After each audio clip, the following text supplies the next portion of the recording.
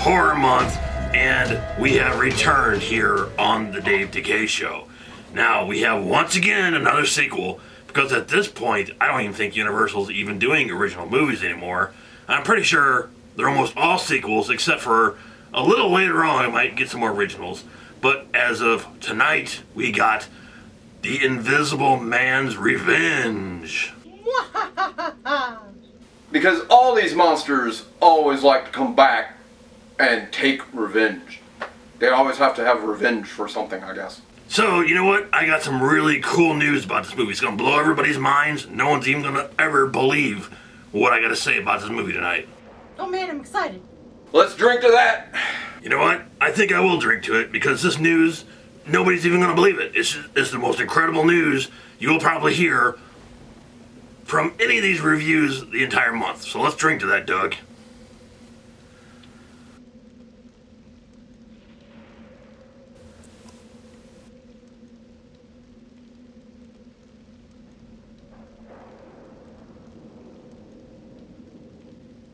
What did you give him to drink? He finally just fully disappeared. Where the hell did he go? Well, I guess you know what this means, don't you? You and I are going to have to take over the show. Well, here we go then. So anyway...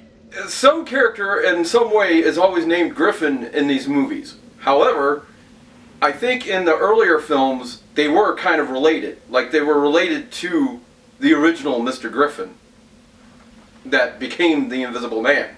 But when they did, like, the Invisible Woman, she didn't really have anything to do with the Invisible Man. It was like a separate character.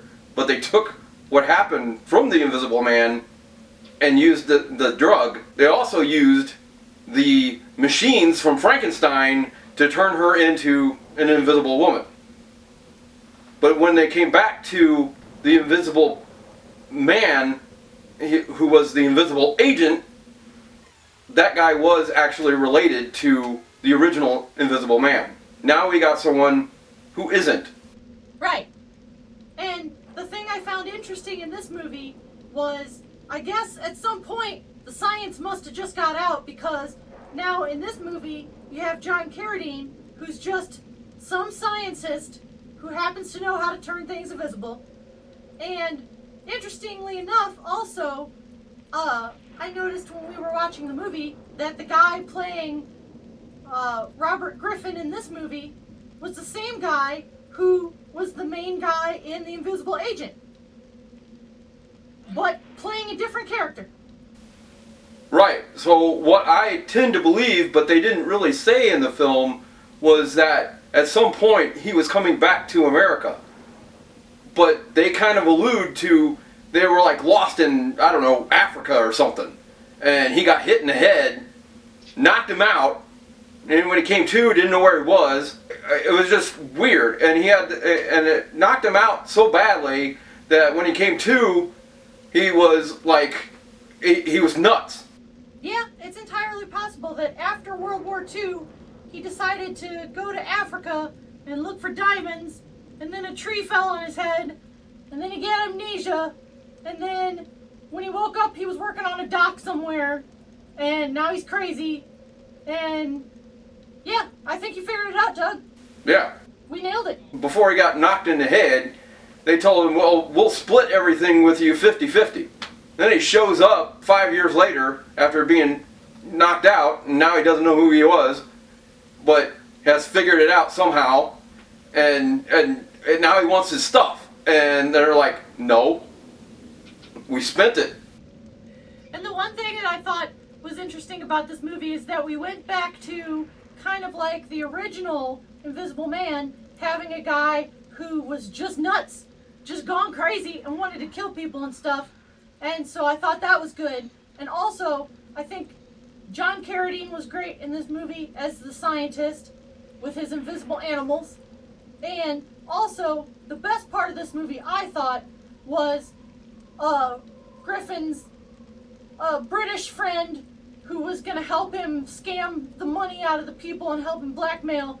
He was hilarious. He was super British, and the whole dart throwing scene was the funniest thing I've ever seen.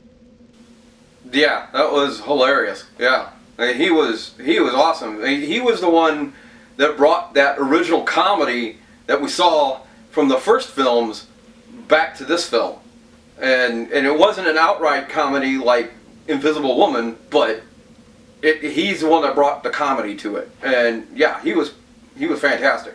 I enjoyed this movie. I actually really I don't know if I enjoyed it as much as the other ones, but overall, it wasn't a bad movie.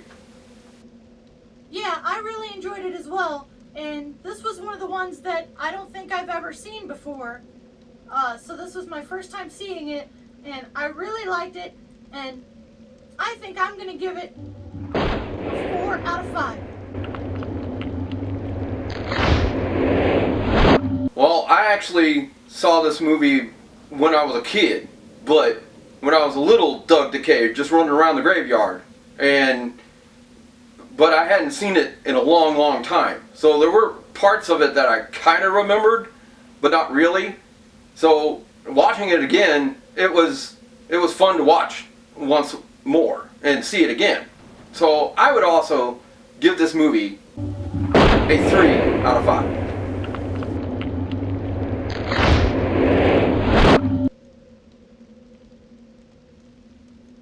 Sounds good. And hopefully you know how to edit video together, because since Dave Decay's not around.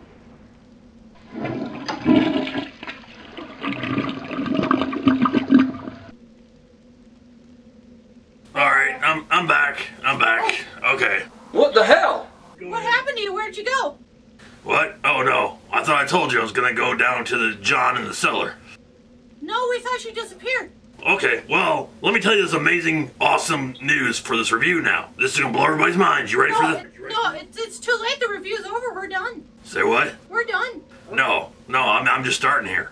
So anyway, all month long, 2019 Horror Month, and Becky and Dave are doing screaming all Horror Month long, 2 hours a night. Okay, so about this awesome news I got now. So yeah, so make sure you like and subscribe and click the bell so you get notified when we go live, and stay spooky. Okay, so what's just gonna blow everybody's minds? Here. No, it's over.